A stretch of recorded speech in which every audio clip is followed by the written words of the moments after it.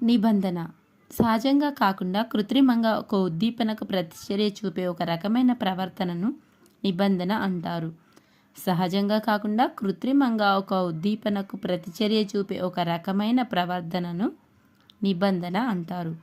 ఇది నేర్చుకోవలసిన ప్రవర్తన. ఇది పుట్టుకతో రాదు.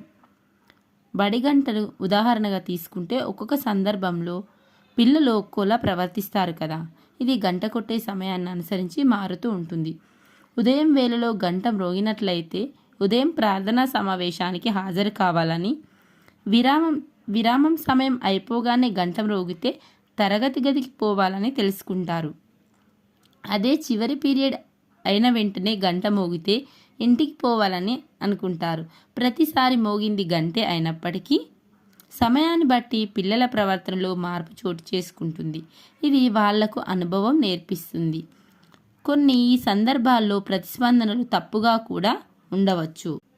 ఇవాన్ పావ్లో 1949-1936 అనే రష్యన్ శాస్త్రవేత్త నిబంధనపై అనేక పరిశోధనలు చేశారు. అతను కుక్కకు ఆహారం చూపించిన వెంటనే అది ఎక్కువ లాలాజలం స్రవించడం గమనించాడు. ఇక్కడ ఉద్దీపన ఆహారం. ఇది ఒక సహజ ప్రతిస్పందన. ఈ లాలాజలం కుక్క తీసుకునే ఆహారాన్ని సులువుగా మింగడానికి, జీర్ణం కావడానికి సహాయపడుతుంది. ఆహారం తీసుకొచ్చే వ్యక్తిని చూసినప్పుడు కూడా కుక్క నోటిలో లాలాజలం స్రవించడం పావ్లో గమనించారు. ఆహారం తీసుకురానప్పటికీ వ్యక్తిని చూడగానే కుక్క నోటిలో లాలాజలం స్రవించడం గమనించాడు. ఆహారంతో పాటు ఒక గంట శబ్దాన్ని వినిపించి ప్రయోగాలు చేశాడు. గంట మ్రోగినప్పుడు ఆహారం పెట్టడం అలవాటు చేశాడు. ఆహారం పెట్టకపోయినా గంట శబ్దం వినిపించగానే కుక్క నోటి నుంచి లాలాజలం స్రవించడం మొదలైంది.